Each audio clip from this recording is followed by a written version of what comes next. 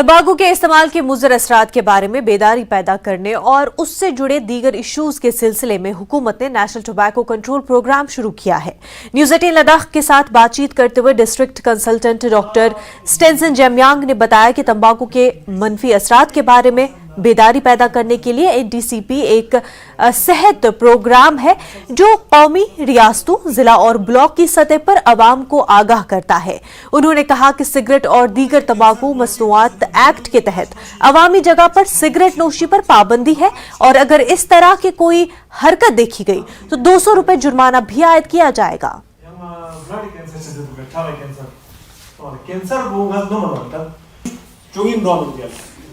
दपे ना पता छांग छेटो मगर बिलीव चोइन ना आप मुझे सबूत दिखाओ, मतलब ऐसा एविडेंस दिखाओ कि आपका बुथेन। आज हम बात करने जाएंगे नेशनल कंट्रोल टोबैको प्रोग्राम के बारे में। तो इसी विषय में हमारे साथ बात करने के लिए जुड़े हैं district consultant doctor Stanzin Jamyang ji. तो सर, ये नेशनल कंट्रोल टोबैको प्रोग्राम क्या है सर?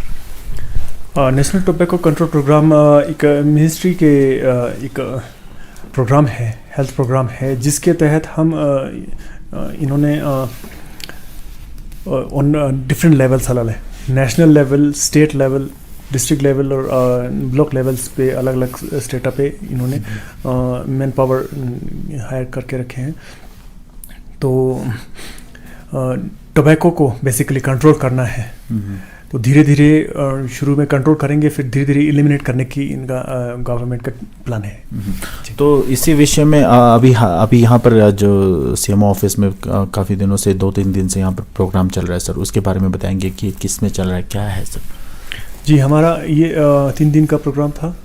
2 दिन का 2 बैचेस में सरपंचेस को देना था। तो हम एक बैच पुलिस सब इंस्पेक्टर्स एंड एसएचओस को देने थे। तो जो लॉ को इन्फोर्स करेंगे पुलिस वाले, तो हमारे साथ ये मेन हेडक्वार्टर में लॉ को इन्फोर्स करेंगे, जो कि कोतपा लॉ करके नाम आता है, cigarette and other tobacco products act 2003, जो कि 2003 में आया था। अब 2008 में हम अगले 5 ईयर प्लान में एनटीसीपी करके प्रॉपर बॉडी बनाई गई नेशनल लेवल पे, और जो इसको रिस्पॉन्सिबल होगा कि टोबैको को कंट्रोल करे through awareness, enforcement, information and education communication activities के थ्रू, और भी एक्टिविटीज़ होता है, जैसे कम्युनिटी इन्वॉल्वमेंट होगी, ट्रेनिंग्स होगा, जैसे आज चल रहा है, ट्रेनिंग करते हैं हम, स्टेक होल्डर्स को करते हैं, फिर पीआरस को करते हैं, ठीक है, लॉ इन्फोर्सर्स को करते हैं, मेडिकल ऑफिसर्स को करते हैं, पैरामेडिक्स को, सबको ट्रेन करते हैं इसमें, ताकि इसमें एक not only about health but also इनका ये रहता है ना, कानून भी रहता है, काफ़ी स्ट्रॉन्ग कानून बना है इसके ऊपर। जी, तो जब हम बात करते हैं सर कोतपा के बारे में, तो अभी भी ले में कोतपा रेगुलेट हो रहा है सर, कि या फाइन अभी भी चार्जेस हो रहा है सर? किस तरह चल रहा है सर कोतपा का? हाँ जी, हम कोतपा को अभी इन्फोर्स तो करते हैं। सेक्शन 4 कोतपा हमारा ये होता है कि पब्लिक प्लेस में स्मोकिंग नहीं कर सकता, ठीक है। सेक्शन 4 में हम 200 रुपये तक का फाइन ले रहे हैं अभी। फिर उस पर इसको कंट्रावीन कोई करता है तो उसको 2000 तक का फाइन का प्रोविजन है, with 3 to 6 month of imprisonment भी हो सकता है। और तो इस तरह अगर कोई दुकान में या कोई पब्लिक प्लेसेस में या होटल्स में, रेस्टोरेंट में ऐसे स्मोक करे, तो अगर वो कोई कंप्लेंट करना चाहे तो कैसे संपर्क कर सकते हैं सर आपके से? ये हमारा कोई इस तरह का करता है तो एक तो हमारा जैसे लोकल एसएचओ को कांटेक्ट करें, उसके बाद हमारे पुलिस डिपार्टमेंट इस पे एक्ट करेगा। और इससे भी अगर कोई इसमें कोई चैलेंज वगैरह करता है तो ही may have to face the court को जाके फेस करना पड़ेगा। तो जब हम बात करते हैं सर ले के बारे में, तो ले का सिनेरियो किस तरह है सर टोबैको कॉसेज या अदर स्मोकिंग सब्सटेंस को लेकर सर? हाँ, हमारे यहाँ पे हम तो ज़्यादा फोकस हम करते हैं बच्चों पे। बच्चे कुलिप्स करके एक ऐसा आता है, उसको हम national food safety and standards act 2006 और 11 के थ्रू तहत हमें बताया गया कि फूड और नशीली पदार्थ को मिक्स नहीं कर सकते। तो उसके तहत यहाँ पे जो स्मोकलेस है ऑल ओवर इंडिया जो है बैन हो गया था। तो वो बैन जो है हमारे इसमें कुल्लिप पे हमने हमारे ले डिस्ट्रिक्ट में इम्प्लीमेंट किया हुआ है। तो कुल्लिप अभी आजकल नहीं मिलता और हमारा इन्फोर्समेंट जो है अभी धीरे धीरे हमने मतलब मोर फ्रिक्वेंटली करने की वो कोशिश करेंगे। हम अपने एसएसपी रिस्पेक्टेड एसएसपी साहब और अपने डिस्ट्रिक्ट एडमिनिस्ट्रेशन के सीईओ ये डीसी साहब से मीटिंग करेंगे जल्दी और इनके साथ डिस्कस करके उन्होंने जैसे ऑर्डर मिलता है तो वैसा हम एक्ट करेंगे इसके ऊपर। तो रिस्क ऑफ स्मोकिंग की बात करें तो बॉडी में किस तरह के रिस्क रहता है सर स्मोकिंग की वजह से? हाँ, स्मोकिंग से ऐसा कोई बॉडी ऑर्गन नहीं है जिसको नुकसान नहीं होता। नुकसान तो हर जगह होता है। उनको डिजीज़ और कैंसर्स के कैटेगरी में अलग अलग कैटेगराइज किया हुआ है, लेकिन प्राइमरीली जो है स्मोकिंग से लंग्स को नुकसान होते हुए देखा है और स्मोकर को 25 times more chances of getting lung cancer than a non smoker. तो पेट का कैंसर भी होता है जो कि सब नंबर 1 एंड नंबर 2 किलर्स है। और साथ में और स्मोकलेस जिसने यूज़ किया है उसको मुंह का कैंसर होते हुए भी दिखाया गया है। उसे जैसे सिगरेट के पैक में फ्रंट के जो पेज लार्जेस्ट पैनल पे 85% का जैसे सेक्शन 7 के अंडर आता है, कोटपा के अंडर के इसको मैंडेटरी किया गया है। वैसे आपको सब लोग देख सकते हो, उसमें हेल्पलाइन और क्विट लाइन भी दिखाया गया है और warning statutory written and pictorial warning दिखाया गया है। अच्छा, तो ये स्मोकिंग से सेकेंड हैंड स्मोकर को भी कॉजेस हो सकता है सर, इससे इफेक्ट हो सकता है कि? सेकेंड हैंड स्मोकर को 10% जैसे होता है। 6 मिलियन लोग यानी 60 लाख हर साल दुनिया में लोग मरते हैं, 60 लाख से ज़्यादा मरते हैं। उनमें से 6 लाख लोग कहा जाता है कि सेकेंड हैंड स्मोकिंग की वजह से मरते हैं। तो डाटा बताएंगे तो कैंसर का तो किस तरह ऑल ओवर इंडिया में किस तरह है सर?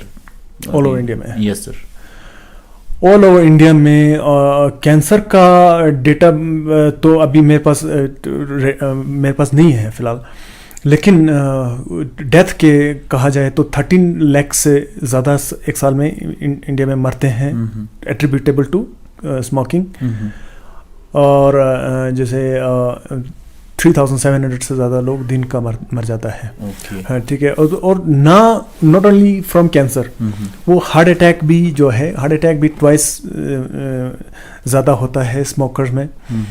और उसके साथ कार्डियोवास्कुलर डिजीज़ होता है और भी तरह तरह की बीमारियां होती हैं। जैसे हमारा लंग्स के COPD करके क्रोनिक लंग डिजीज़ होता है, ठीक है। ब्रेन स्ट्रोक्स होता है और वेराइटीज इवन हमारा उंगली जो है ना, उंगली भी नहीं बचता सिगरेट की वजह से जो कैंसर होता है, उंगली को भी कैंसर होते हुए एविडेंस है।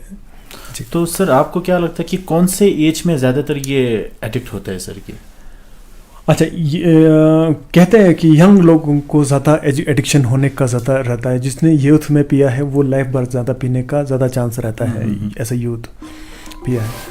तो सर डिपार्टमेंट की तरफ से अभी तक वेराइज अलग अलग जगहों पे भी दिया होगा प्रोग्राम, तो उसके बारे में क्या कहेंगे सर? इसके बारे में कहाँ तो फार फ्लंग्स एरिया में भी आप देते हो सर इस तरह के अवेयरनेस प्रोग्राम? जी हम हमारा प्राइम फोकस जैसे मैंने पहले भी कहा कि यूथ को रहता है, क्योंकि यूथ में जैसे एडल्ट एडिक्ट होता है तो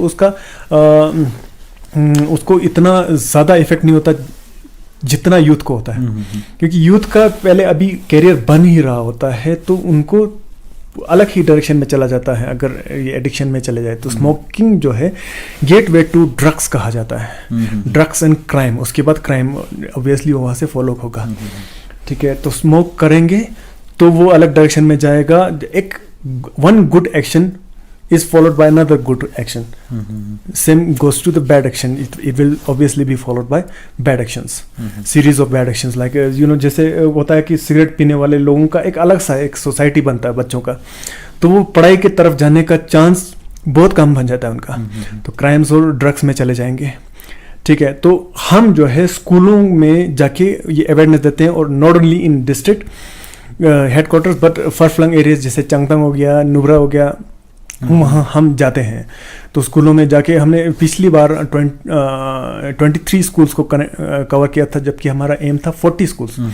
तो इस बारी हमें ये था, हमारा टाइम फ्रेम बहुत कम रहता है ना, कि फ्यू मंथ्स ही हमारे पास होता है, क्योंकि सर्दियों का टाइम तो छुट्टी होता है, तो बीच में एग्ज़ाम हो गया, फिर बहुत सारे हॉलीडेज होते हैं बीच में, फिर स्कूल का अपना अपना इंगेजमेंट होता है, not only our own programme. अब बहुत सारे प्रोग्राम स्कूलों में चलाया जाता है आजकल, है ना, तो इसलिए हमारे पास बहुत कम समय रहता है जिसके अंदर हमें स्कूलों को, अभी हम अगले टाइम में करेंगे, एक हफ्ते में 6 स्कूल कवर करने का प्लान करेंगे, फिर उससे हमारा ज़्यादा टारगेट जो है टाइम पे कवर होगा, क्योंकि मैक्सिमम नंबर ऑफ हम स्कूल्स को कवर करके टॉफ़ी गाइडलाइंस के थ्रू हम स्कूलों को टोबैको फ्री कोशिश करेंगे बनाना, क्योंकि स्टूडेंट्स आर द फ्यूचर।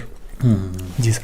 तो सर लास्टली किस तरह का मैसेज रहेगा हमारे दर्शकों के लिए कि इससे रिस्क के बारे में, या जो भी स्मोकिंग या जो भी सब्सटेंस यूजेस करते हैं? Yes sir. सबसे पहले तो स्टार्ट ही ना करें।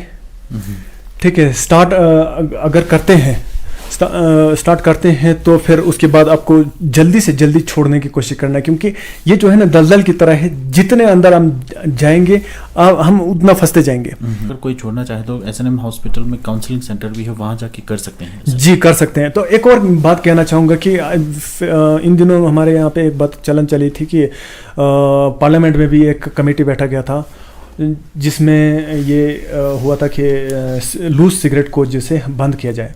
लूज सिगरेट को बंद करने का हमारे पास दो कानून के तहत हम बंद कर सकते हैं। एक तो कोतपा में सेक्शन 7 आता है, जिसके तहत कहा जाता है कि जो सेल करते हैं उस पर वार्निंग होना चाहिए। अब लूज सिगरेट में इसके ऊपर वार्निंग नहीं लिखा होता, ठीक है, तो वार्निंग नहीं लिखा होता तो वो आप बेच नहीं सकते हो, ठीक है, वो सेक्शन 7 के तहत वो हो गया। एक लीगल मेट्रोलॉजी एक्ट करके आता है ना, सेक्शन 36, उस सेक्शन के तहत आप कोई भी चीज़ इसमें दुकानदार उसमें क्या कहते हैं, होलसेलर भी आता है, और ज़्यादातर ये उसमें से जो इसका कानून का उल्लंघन करता है वो तो रिटेलर ही होता है, जो कोई भी पैकेट को खोल के नहीं बेच सकता, क्योंकि उसमें वार्निंग नहीं लिखा होता, उस पर डेट ऑफ मैन्युफैक्चर नहीं लिखा होता, उस पर कंटेंट ऑफ निकोटिन नहीं लिखा होता, कुछ इसमें क्या कंटेंट है, एक्सपायरी डेट वगैरह कुछ नहीं, कंपनी का नेम कुछ नहीं।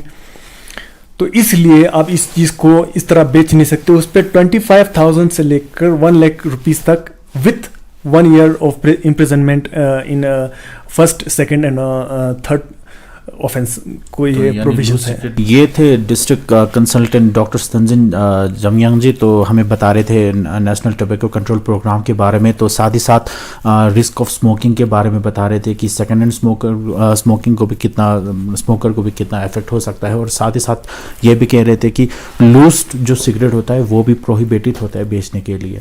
कैमरामैन निसार हुसैन के साथ मैं जगमेट न्यूज़ 18 लद्दाख के लिए लेह से।